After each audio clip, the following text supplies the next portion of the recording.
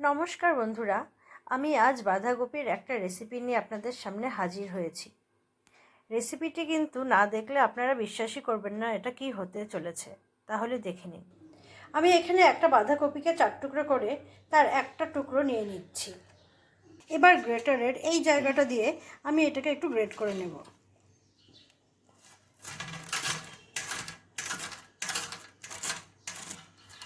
তবে এভাবে গ্রেট করতে আমার একটু অসুবিধা হচ্ছে, তাই আমি বাঁধাকপির মাঝখানের অংশটাকে প্রথমে খুলে নিয়েছি, তারপর এটাকে গ্রেটারের সাহায্যে গ্রেট করে নেব। গ্রেটটা কিন্তু অবশ্যই এই অংশটা দিয়ে করতে হবে। এই দেখুন, গ্রেট করার পরে আমি এখন একই রকমভাবে সম্পূর্ণ বাঁধাকপিটাকে গ্রেট করে নেব, তারপর ফিরে আসবো আবার আপনাদের সামনে। বাঁধাকপিটা আমি কেটে নিয়েছি, আর এখন এটাকে একটু ভাপিয়ে নেব। ভাপানোর ফলে কপির যে গন্ধটা থাকে সেই গন্ধটা চলে যাবে। বাঁধাকপিটা ভাপিয়ে আমি জলটা ঝরিয়ে রেখেছি, আর এদিকে আমি গ্যাসে কড়াই বসিয়ে দিয়েছি। কড়াই গরম হয়ে গিয়েছে, আমি এর মধ্যে দিয়ে দিচ্ছি ঘি।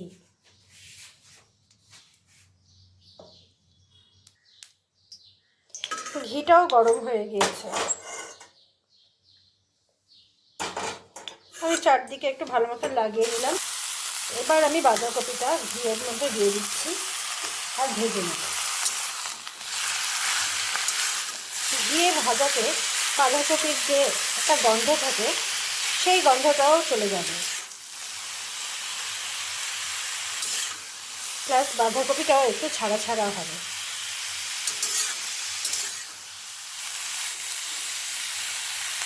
আমি এভাবে হালকা একটু ভেজে নেব।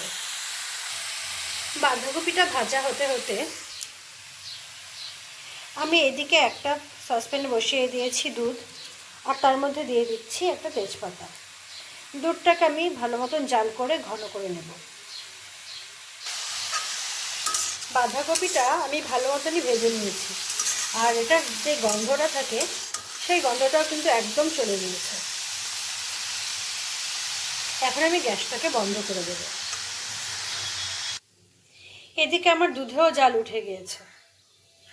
এখন আমি দুধটাকে একটু ঘন করে নিচ্ছি। দুধটা কিছুটা ঘন হয়ে গিয়েছে, এখন আমি বাঁধাকপিগুলো এর মধ্যে দিয়ে দিচ্ছি।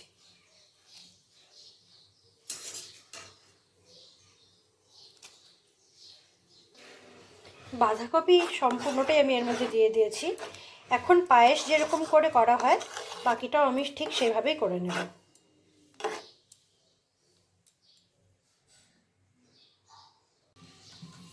কপিটা অনেকটাই সেদ্ধ হয়ে গিয়েছে, তাই এখন আমি এর মধ্যে দিয়ে দিচ্ছি চিনি।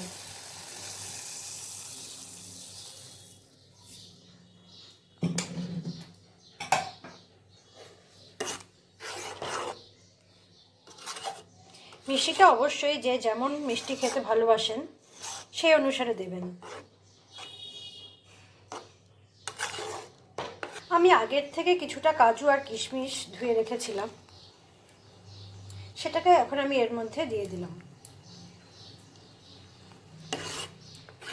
এখন আবার কিছু সময় ভালো মতন ফুটিয়ে জাল করে নেব।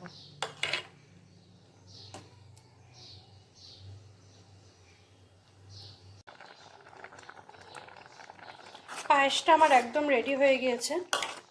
এখন আমি গ্যাসটা বন্ধ করে দেব, তবে তার আগে আমি উপর থেকে ছড়িয়ে দিচ্ছি এলাচের গুঁড়ো। এবার আমি গ্যাসটা বন্ধ করে দেব, তারপর ঠান্ডা করে ফিরে আসবো আবার আপনাদের সামনে।